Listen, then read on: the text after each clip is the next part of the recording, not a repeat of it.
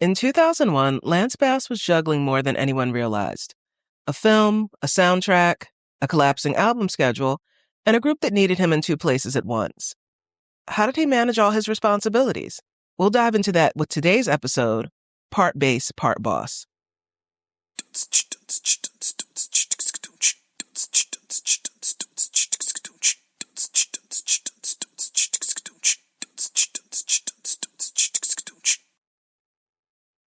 One band, five voices, and today we're looking at another quiet guy in the group.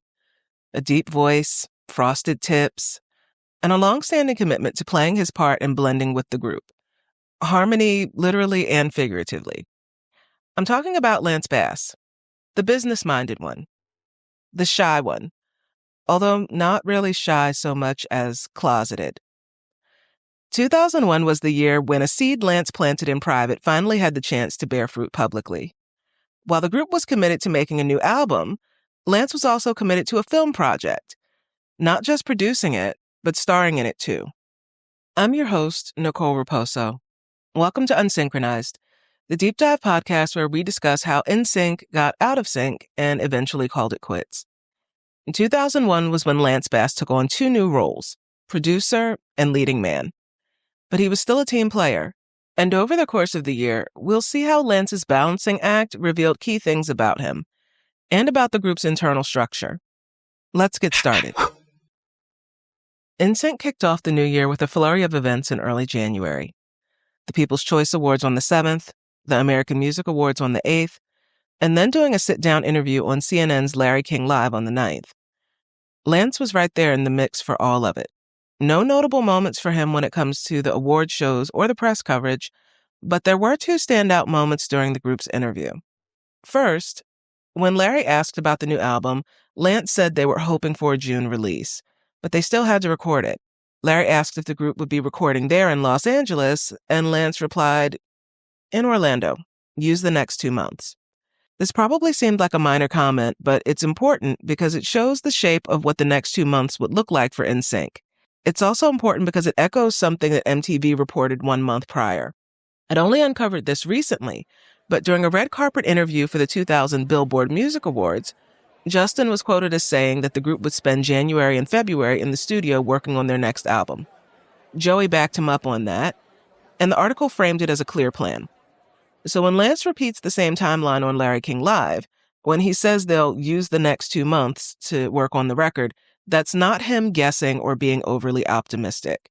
And that detail becomes important later because it affects how much time and energy Lance could dedicate to his film project in a couple of months. The second notable moment in the interview is when Lance responds to a question from Larry King about whether their parents watch them work. Lance said, "They get tired a lot. I know, like, when we bring our friends and family on the road, they're like, 'How do you do this?' You know, they spend like 3 days and they have to go take a week off." Lance wasn't saying he was tired. He was saying their schedule was so intense that even friends and family felt exhausted just watching them. And I think that's a sign that fatigue was visible from the outside for NSYNC long before anybody started asking about taking extended breaks. A couple weeks later, Lance joined the rest of NSYNC right alongside Aerosmith, Mary J. Blige, Nelly, and Britney Spears at the Super Bowl 35 halftime show. It was the biggest spectacle of January, but far from the biggest spectacle of the year. Lance played a part, as always, but the spotlight wasn't centered on him. It would be a few days before he started to get some shine of his own. On January 31st, Fox News published an article as part of its 411 feature discussing the upcoming movie that Lance Bass was going to produce and star in. This is the earliest article I've found that gives major details, like the name of the movie, which is on the line, who's producing it, that was Miramax and Lance's production company called A Happy Place, who was starring in the movie, Lance Bass, and also Joey Fatone, and also when the deal was made, which was at the Sundance Film Festival earlier in the month. So straight away in January, we see that the tone is being set for the rest of Lance's year. We have the music first and taking up most of the attention, but off to the side, we get a glimpse of a project that will be putting Lance in the spotlight in a different capacity. In early February, Entertainment Weekly introduced On the Line as the debut project from Lance Bass's new production company.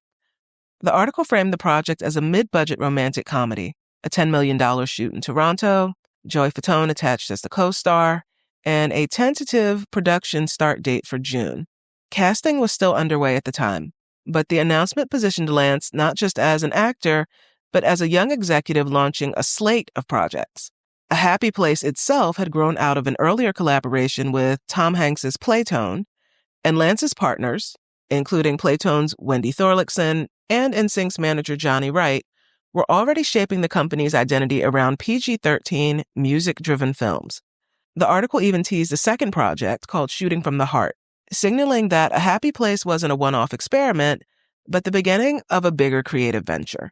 Lance's quotes in the piece reveal a lot about how he saw himself at the time. He told Entertainment Weekly, "I didn't want to star in this film. I'm more interested in producing than acting."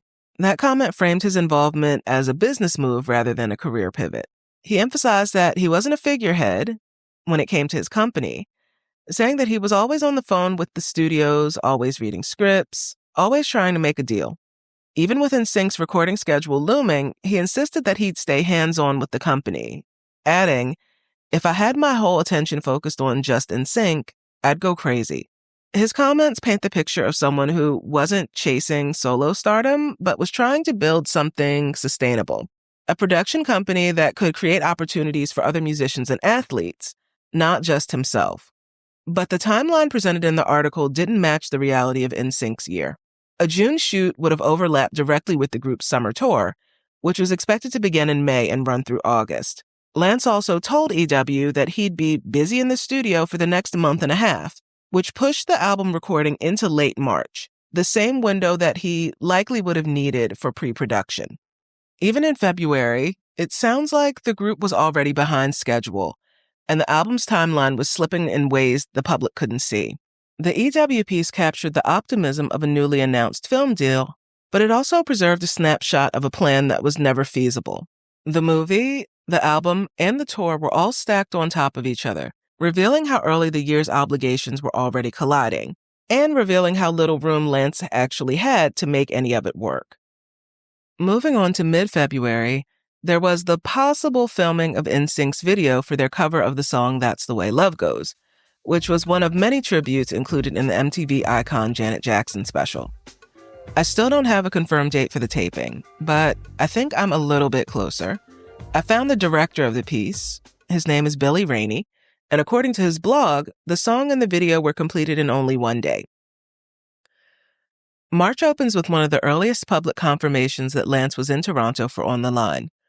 On March 6th, All Pop reported that he had appeared at the Juno Awards in Hamilton and would be spending significant time in Toronto to shoot the film.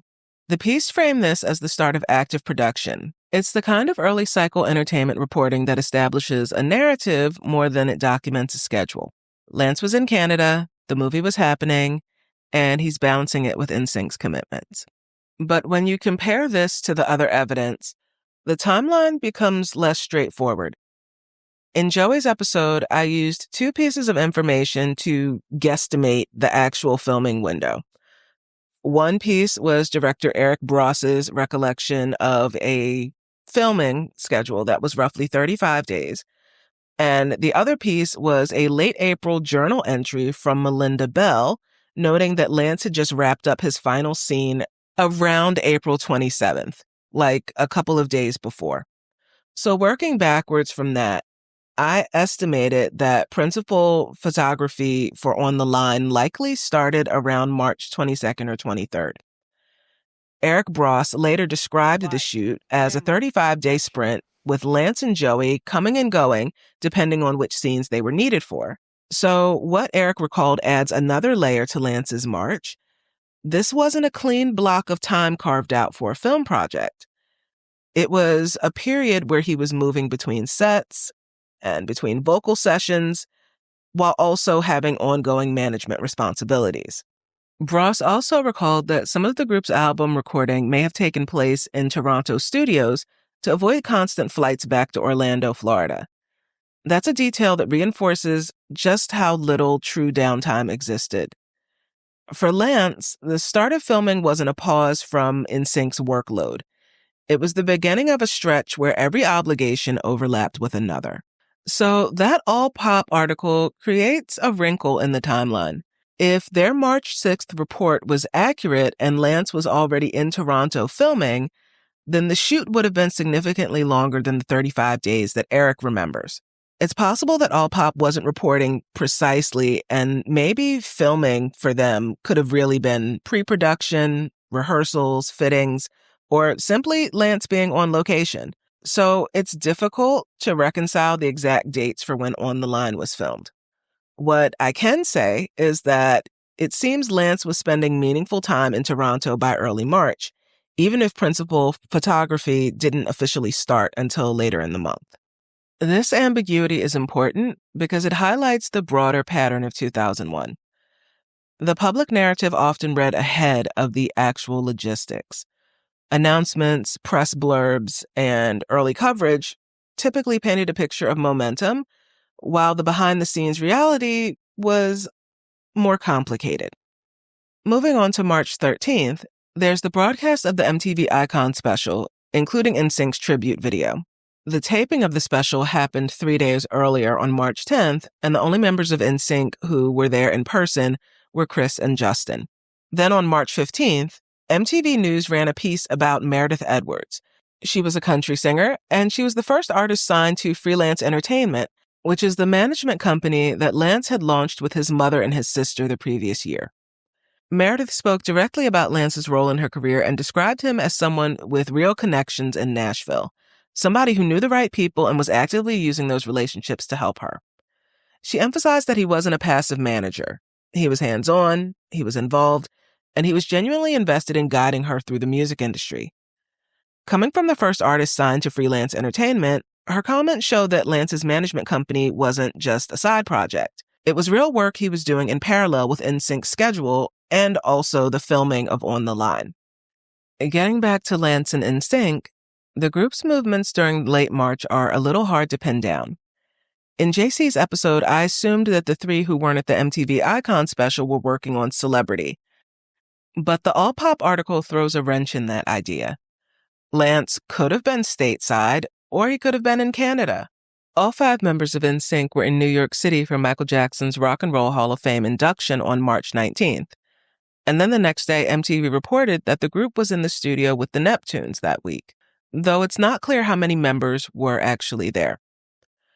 Joey's daughter was born on March 21st, so he was almost certainly with his girlfriend Kelly for the birth. Lance, meanwhile, had already reportedly been spending time in Toronto for On the Line. And based on the director's estimated 35-day shoot, plus that late April journal entry from Melinda, significant portions of the filming likely began around March 22nd or 23rd. What this creates is a compressed, overlapping stretch of obligations: public appearances, recording sessions, a new baby, and the start of a filming shoot, all unfolding within the same 13-day window, and not always in a way that lines up neatly with the public narrative. By the end of March, it was clear that the year's plans were already slipping out of alignment. The group had spent January preparing for the Super Bowl, juggling rehearsals, and doing public appearances in addition to supposedly locking down studio time. February was meant to be the second half of the window for working on Celebrity, but somewhere along the way, the 2 months they were promised in early January had turned into needing another 6 weeks after early February, which meant album production was inevitably going to spill into March. And this raises a bigger question. Who believed it was realistic to expect a group of performers who were not professional songwriters to deliver a cohesive, radio-ready album in only 2 months? NSYNC was a group of talented vocalists and performers, but they were not Max Martin or Rodney Jerkins or the Neptunes or Dallas Austin, all producers who probably would have struggled to deliver their best work under the same schedule that the group was keeping. Yet the timeline they were working under assumed exactly that. Finish the album by late February, rehearse for a stadium tour in April, hit the road in May, and then release the new album in June. The cracks that appeared in March weren't personal failures. They were the first signs of a year built on expectations that may have never been achievable in the first place. signs of a foundation that would only grow more unstable as the spring turned into the summer. April gives us another split-screen moment. On the 10th, NSYNC appeared at the Blockbuster Entertainment Awards. Or at least most of them did. JC, Justin, and Chris were on the red carpet and at the ceremony, while Lance and Joey remained in Toronto finishing the final stretch of On the Line. On the 17th, Lance and Joey filmed one of the most public scenes from On the Line at Wrigley Field in Chicago, leading the crowd in a rousing rendition of Take Me Out to the Ball Game during the 7th inning stretch. It was a rare moment where the film's production overlapped with a live audience, turning the baseball tradition into a promotional spectacle. For Lance, the shoot underscored how visible the project had become, and how little separation existed between his film work and the broader machinery of NSYNC's public life. Even while he was technically away from the group, the work never stopped being public. And then on April 25th, all 5 members appeared together on TRL's At Your House special via satellite, the first time they had been on camera together as a full group in weeks. Lance had just returned from filming, and this appearance effectively marked his re-entry into the NSYNC workflow after a month of being on location. Melinda Bell's April 27th journal entry on the group's official website confirmed what the TRL appearance had already signaled. Lance had wrapped his final scenes and was officially back. In hindsight, this TRL episode stands out as one of the last uncomplicated, mostly fun appearances before the year starts to get heavier. May begins with a collision of deadlines that had been building for months. Lance turned 22 on May 4th, a birthday that landed right in the middle of Pop Odyssey tour rehearsals. Rehearsals that were already underway even though the new album still wasn't finished. It's a moment that highlights just how many loose threads were still dangling from earlier in the year. The January through February recording plan had clearly fallen apart. Splitting time between films and music hadn't made much difference for Lance, and now the group was trying to prepare a stadium tour while still scrambling to complete the record. On May 9th, MTV News announced what had become unavoidable. NSYNC was officially pushing back both the Pop Odyssey tour and the celebrity album release. The statement framed the delay as a matter of production demands and staging complexity, but the revised timeline made something else clear. The spring and early summer of 2001 had become unusually chaotic and compressed. The group was behind schedule, and the year's plans were already slipping out of alignment. NSYNC started filming the music video for the song Pop on May 13th, as confirmed by the MTV Making the Video special that aired later in the month. And just to underscore how compressed their schedule had become, the single was officially serviced to radio on May 14th, just one day after filming began. There aren't any standout Lance-specific moments in the special, but the timing alone says everything about how tight and chaotic the group's spring had become. On May 17th, in an MSN web chat, Melinda Bell was asked whether the members of NSYNC had solo contract signs. This came after months of rumors. Chris had already addressed them back in February, and now here she was addressing them in May. She said no, and added that they all work on their own individual things when they can find the time. For Lance, that meant On the Line, the film he produced and had just finished shooting weeks earlier. From there, the month moved quickly. On May 18th, Entertainment Weekly published a Q&A with Lance that captured the strain of the moment. He talked about the group's one album per year rhythm, about finishing On the Line, about juggling NSYNC duties on weekends and filming during the week. He mentioned taking the lead role unexpectedly and doing it for the fans. It's an interview that reads differently in hindsight. The tone is upbeat, but the exhaustion is right there under the surface. And then on May 23rd, the Pop Odyssey tour finally kicked off. It was a milestone for Lance and for the group, but it also marked the beginning of a summer that was built on unfinished business and on expectations that had already been proven as nearly impossible to meet. By June, Lance's year had shifted entirely back into a group-centered rhythm. His spring had been defined by competing obligations, filming On the Line in Toronto and Chicago while trying to stay tethered to NSYNC's schedule. But once he wrapped production in late April, his world narrowed back to only the group's demands. May was dominated by tour rehearsals, public messaging, and the pressure of an unfinished album. June was dominated by the Pop Odyssey tour itself. I couldn't find any notable solo interviews or individual press for Lance in June. And that's most likely because the group's schedule didn't leave room for anything else. The biggest thing he had going on was the tour, along with the occasional group appearance, like when NSYNC stopped by BET's 106 in Park. This segment of the year ends with Lance fully reabsorbed into the NSYNC workflow, with the filming behind him and the tour underway, and with the rest of the year already tightening around the group's increasingly compressed timeline. Even so, June did include one quiet milestone connected to Lance's work outside the group. On June 5th, Meredith Edwards released her debut album, Reach, the first major project to come out of Freelance Entertainment, which, as I mentioned, was the management company Lance ran with his mother and his sister. Earlier in the year, Meredith had described Lance as a hands-on manager with real connections in Nashville and someone who was actively helping her to steer her career.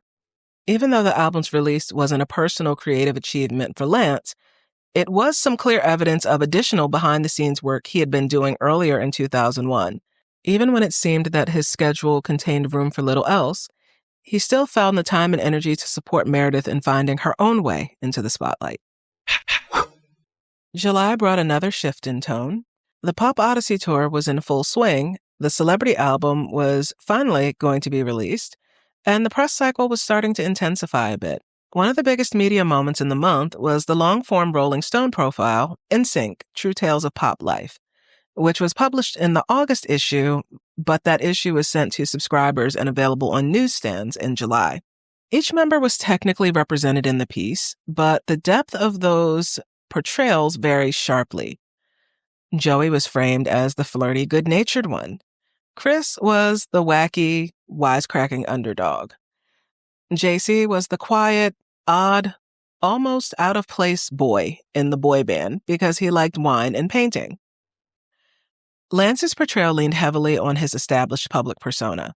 Calm, polite, steady, the group's reassuring voice, with the writer selecting quotes that reinforce him as an emotional validator rather than exploring Lance with more depth. Lance reflected on the group's rise, saying, "We've always been the redheaded stepchild. To finally feel we're on top is very emotional." He emphasized the group's creative power over the Celebrity album, saying, "We totally took control of this," and that 80% of the album was written by the guys. The profile also captured a rare glimpse of his protective side. "I hate when people take advantage of us. That's when I really go off the deep end."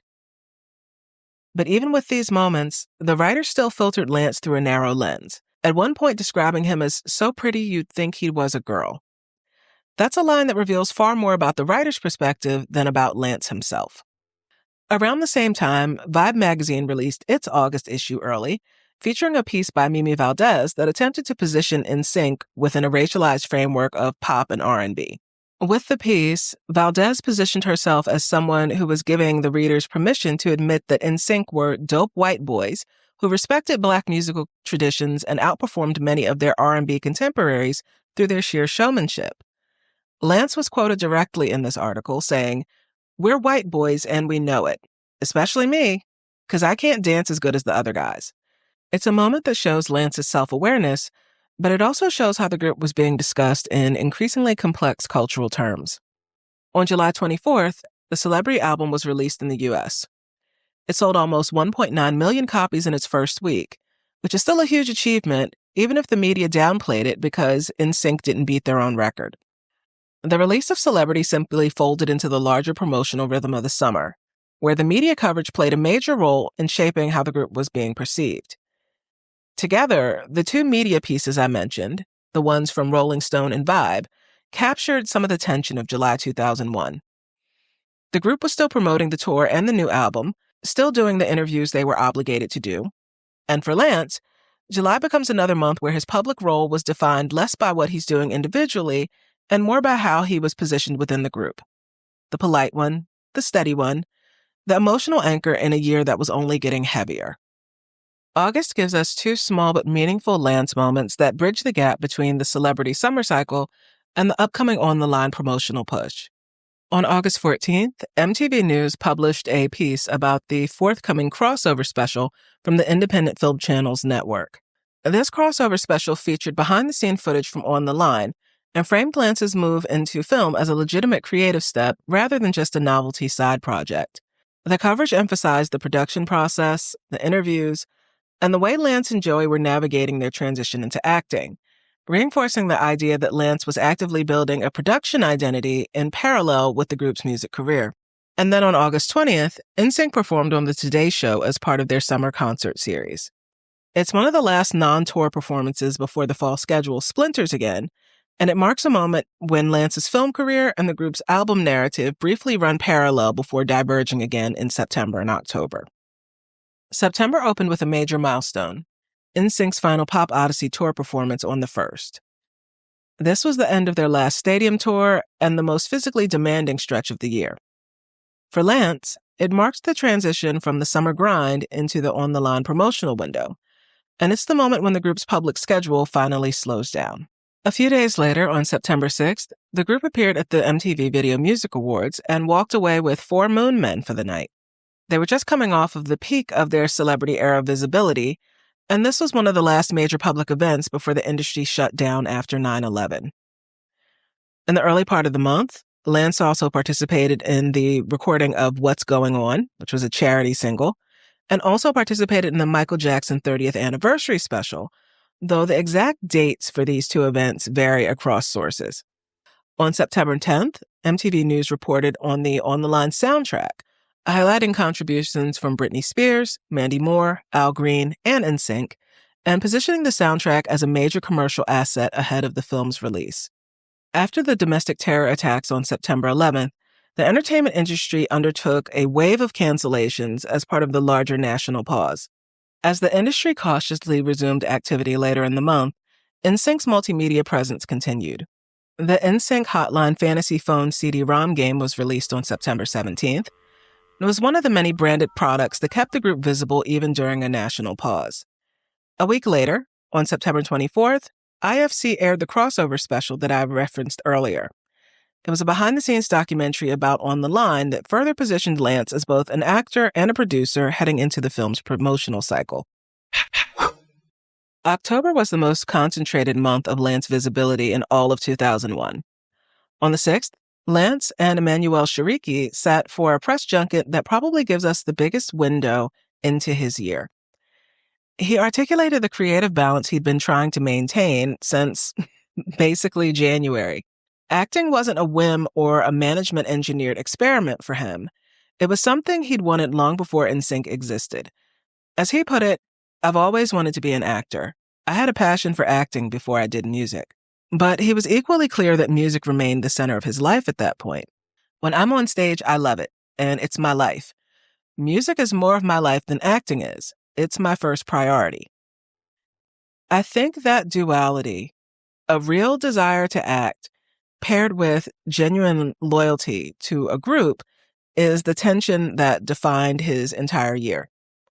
But for the duality to work, he had to be mindful of logistics too. Filming On the Line wasn't something he did instead of NSYNC. It was something he fit into the only downtime the group had. Lance specifically said in the press junket, "I did the movie during our breaks." He described waking up early and staying up late when it came to working on the film, but also said that he genuinely enjoyed it. The press junket also revealed how the film itself came together. On the Line started as an R-rated script based on a short film called On the L, and A Happy Place intentionally softened it to something that would be PG because they wanted it to be a movie for everybody. Lance wasn't originally attached as the star. He took the role only because he happened to have time off. He and Joey had been talking about doing a movie together for 6 years, long before the project existed, but that's how Joey ended up being part of the cast. And while the rest of NSYNC supported the film, Lance was deliberate about keeping the film from becoming a group vehicle. He even acknowledged that JC was supposed to film a cameo as a bartender, but that scene was ultimately cut. He said, "I didn't want anyone else in this movie. It would confuse people, and it would make it look cheesy." The only cameo moments that made it came with the improvised scene for the end credits. And it's a piece of humor that felt true to NSYNC, but still managed not to overshadow the film itself. The final part of the press junket captured the emotional reality of the moment for Lance. When he was asked about the attacks, he didn't give a rehearsed answer. "Yeah, I've lost people," he said. And then he talked about how the world suddenly felt closer.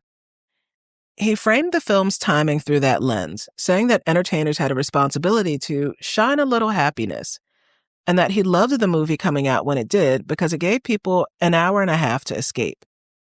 Emmanuel added that the industry itself was slowing down and shifting towards gentler, more human stories, a sentiment that echoed across Hollywood that fall. Altogether, I think this junket paints a very clear picture of Lance in October 2001, definitely more so than any of the other promotional clips or profiles that may have come out that year. He wasn't drifting from the group, and he wasn't chasing a vanity project. He was trying to honor a long-standing creative ambition without disrupting the machine that he was still fully committed to.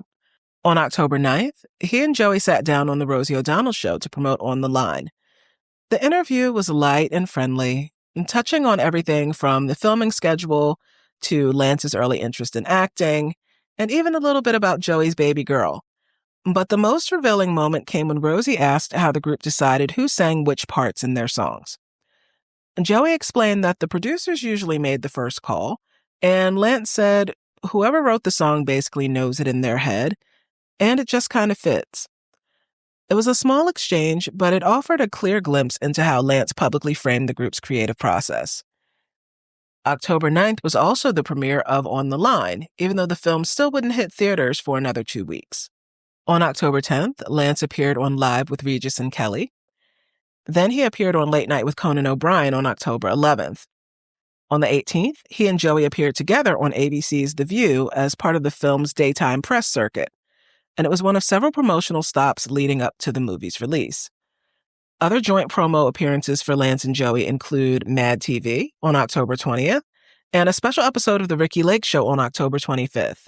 And then somewhere in the middle of that, Lance and Joey managed to join the rest of NSYNC at the United We Stand concert in Washington, D.C. on October 21st. All of the movie press and promo built up to October 26th, when On the Line was officially released in theaters. And alongside the debut, there was still a continued wave of coverage, including Entertainment Weekly and journalist Jae-Hak Kim's detailed profile about Lance. It was a piece that framed Lance as the most business-minded member of NSYNC and someone developing companies, acquiring scripts, and managing a long-term film pipeline. At some point during the month, 2 additional pieces of Lance's production arc came into view. According to Screenwriters Utopia, A Happy Place Productions acquired the script to a film called Lydia, which was a comedy by Eugene Leibowitz based on an idea by Dottie Archibald. This purchase shows that Lance's company wasn't just riding off the momentum of On the Line. It was actively developing a slate and functioning like a real production entity. And then there was the interview with the Calgary Sun. Lance explained a few things that we've already covered, like how he only planned to produce On the Line at first, but ended up starring in it because he unexpectedly had a couple of months off. He talked about wanting a long-term acting career, rejecting weak scripts for his company, and hoping producers would see On the Line as a potential audition piece of sorts. I think that what was most important in the Calgary Sun piece is that Lance emphasized that he didn't see himself going solo musically, and he didn't really see it for any other members of the group either, at least not at the time. He also said that the group supported each other's individual projects. So together, these 2 items point towards a theme that basically had run through all of October, and it's that Lance wasn't dabbling in this film thing. He was building something. And to round out the month, Lance also appeared in a Pop Secret commercial with Joey Fatone. I wasn't able to confirm the filming date for it, but based on the NASCAR races that were mentioned in the ad, this promo spot likely aired between October 27th and November 2nd of 2001. Just another example of how visible he was during this period. Circling back to On the Line, I wanted to spend a little time talking about the film's performance. On the Line was Lance Bass's first big step into producing and screen acting, and some people call the movie a flop. But is that actually true? Let's look at the numbers. On the Line opened in just 901 theaters in the U.S. A typical movie showing in October 2001 played in about 1,200 theaters, so most films had a noticeably wider distribution. And most of those movies also had bigger budgets. To get a sense of how On the Line actually performed, I pulled a handful of movies from the 32 films that were also in theaters that month. Different genres, different budgets, different distribution sizes, just a representative slice of what audiences had to choose from. Let's compare what those movies earned to how much it cost to make them. So for every dollar spent on their budgets, first we have Glitter. That movie earned 20 cents for every dollar that was spent. The Last Castle earned 38 cents for every dollar. On the Line earned 43 cents for every dollar. Bones earned 52 cents for every dollar. Bandits earned 90 cents for every dollar. The Glass House earned 79 cents for every dollar. And Hearts in Atlantis earned slightly less than $1 for every dollar that was spent. More like $99.60 for every 100 that was spent in making the movie. On the Line wasn't the worst performer. It's towards the middle, right next to Bones. So why was On the Line labeled a flop? The numbers don't really back that up. It feels more like a narrative of convenience. And the question of whose convenience is something we'll come back to throughout Unsynchronized.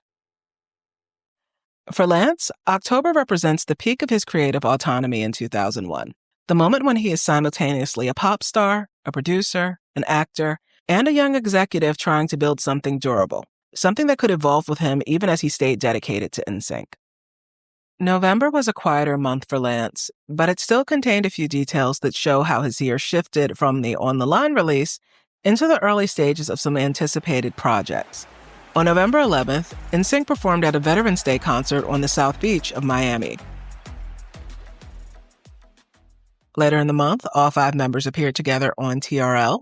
That was November 20th, and that appearance was followed by another group appearance on BET's 106 in Park on the 21st. Also in November, A Happy Place Productions acquired the script for Mama's Boy, a romantic comedy by Mark Hatmaker, and according to Screenwriters Utopia, Lance was already attached to star in the film. The purchase came just weeks after On the Line had hit theaters, confirming that Lance was already moving on to the next project, and he was actively building a slate of starring vehicles. The script acquisition also emphasized something that has become more and more of a pattern over the course of Lance's year, and it was that A Happy Place Productions was looking to expand.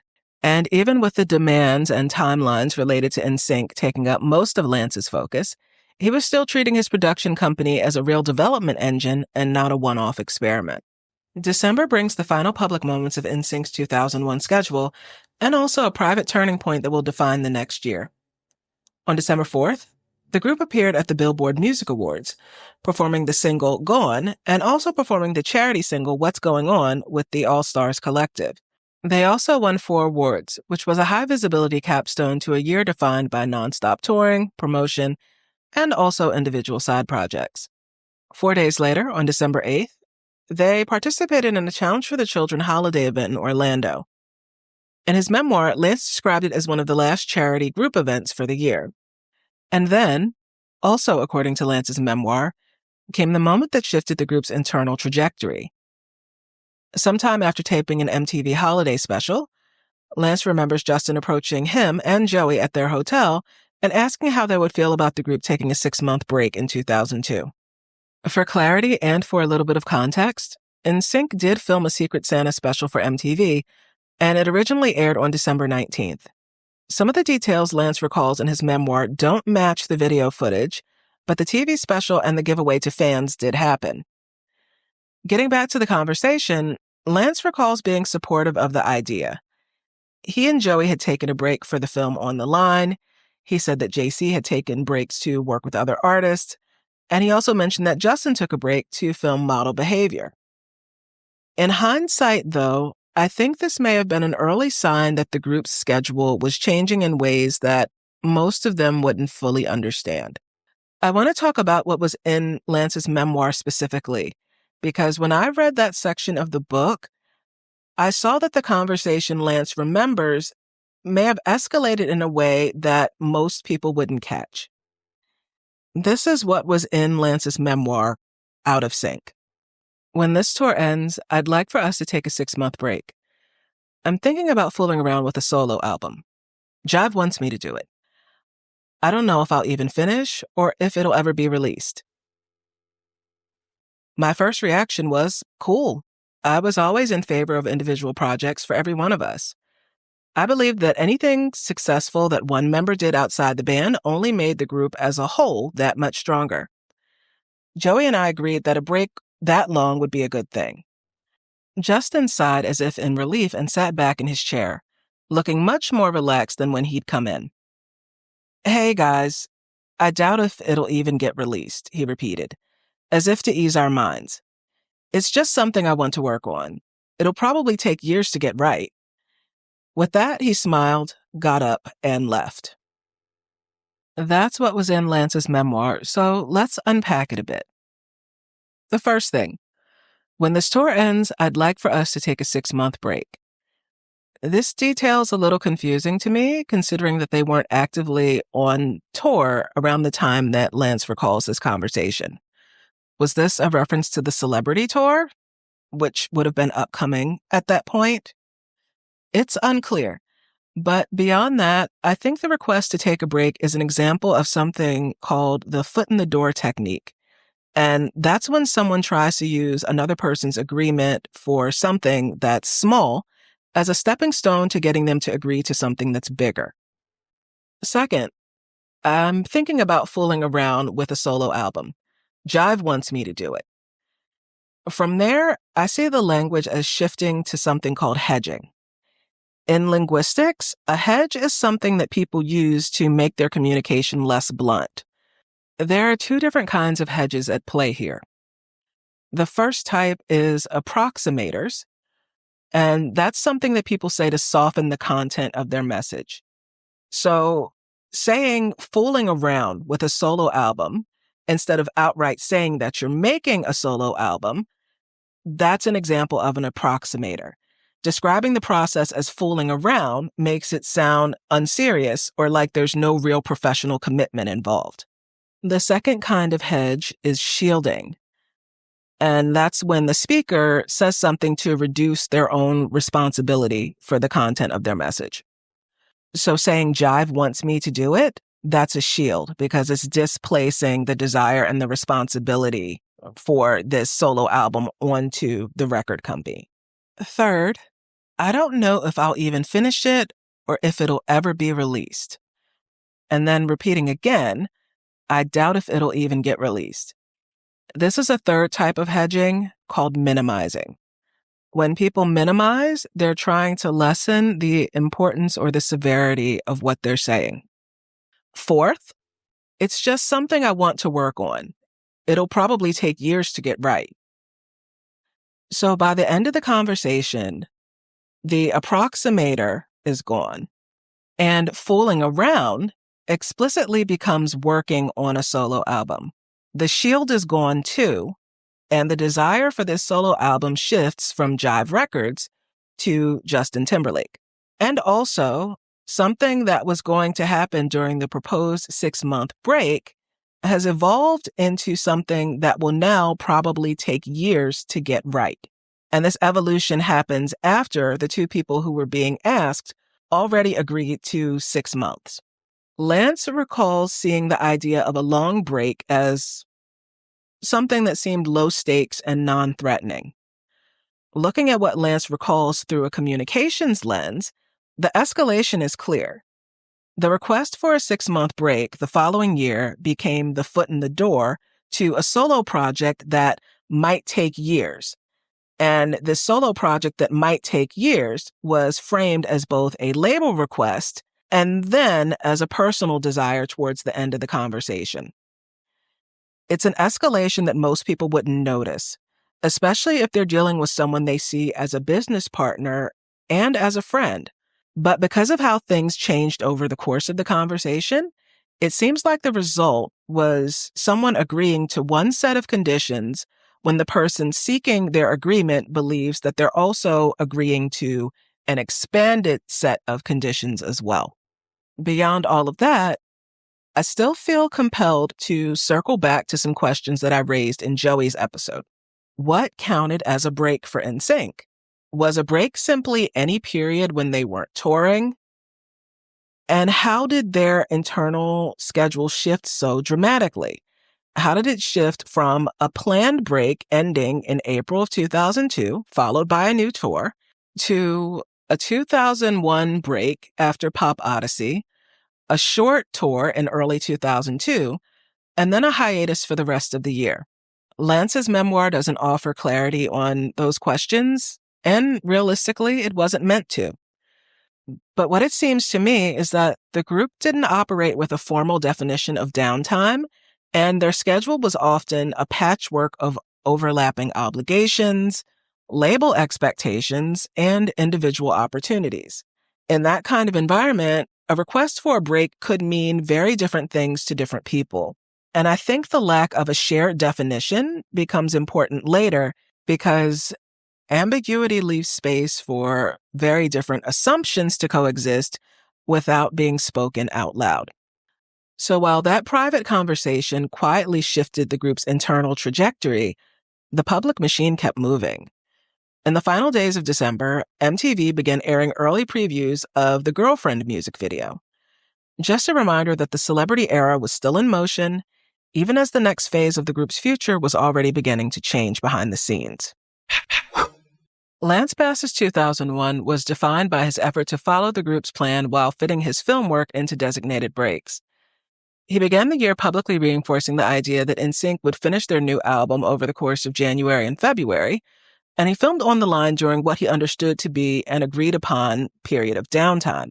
When he returned in late April, the album still wasn't finished, and he turned 22 during Pop Odyssey rehearsals with the group still recording. Through the summer, Lance maintained his steady, diplomatic public persona in major features like Rolling Stone and Vibe, and by August and September, he was transitioning into the On the Line promotional window while still participating in key group events. October was his busiest month. Press junkets, TV appearances, charity events, and the release of On the Line. But even then, he repeatedly emphasized that music came first and that acting and producing weren't a departure from the group. November brought another script acquisition for A Happy Place Productions and a few group appearances. And then December closed the year with the Billboard Music Awards, a charity event, a holiday special, and what Lance remembers as the conversation that led to NSYNC taking an extended break in 2002. Overall, Lance's 2001 arc was defined by loyalty, optimism, and what seems like a genuine belief that the group's structure could accommodate everyone's individual projects without threatening their future together. For this year, I think there are 3 key takeaways for Lance. First, Lance was a team player who tried to follow the group's plan. In early 2001, Lance seemed to have a clear understanding of the schedule the group had publicly committed to: record the album in January and February, and that meant he could film On the Line during the planned break in March. His entire year ended up being structured around that plan, and even when the album fell behind schedule, he stayed aligned with the group's needs and expectations. Second, even while promoting his biggest side project, Lance consistently emphasized that the music came first. Through the On the Line press cycle, including interviews where he discussed acting, producing, and script development, Lance said that he didn't see himself going solo and that NSYNC remained his priority. His film and production work fit into windows that he believed were designated breaks. And this was something in direct contrast to some of the other group members' side projects. Chris was running a promotional tour for Fu Manskito, and it directly overlapped with the group's Pop Odyssey tour. And I'm not saying that to throw shade, I'm just stating it as a matter of fact. Lance's side projects for the year were mostly structured in a way where they didn't compete too much with NSYNC obligations for his time and his focus. And the third takeaway is that Lance approached the group's future with optimism and good faith, which likely shaped how he interpreted the December conversation. When the idea of a 6-month break was floated to him, Lance recalls not seeing it as a threat because the group had taken other breaks before and had always returned to work. If the conversation unfolded the way Lance remembers, he likely didn't recognize the rhetorical escalation. The escalation from a simple break and a casual solo project to something that might take years to get right. His reaction reflects his belief that the group's structure was stable and that individual side projects could coexist with NSYNC's commitments. So that's it for Part Bass, Part Boss. Our final biographical episode this season will focus on Justin Timberlake in 2001, the baby of the group, the one who traded ramen hair for peach fuzz. the one whose opportunities expanded as the year went on, and the member whose momentum heading into 2002 would shape the next phase of NSYNC's story. His arc unfolds in episode 6. Until then, this has been Nicole Raposo. Thanks for joining me. And remember, you can't spell unsynchronized without NSYNC. See you later.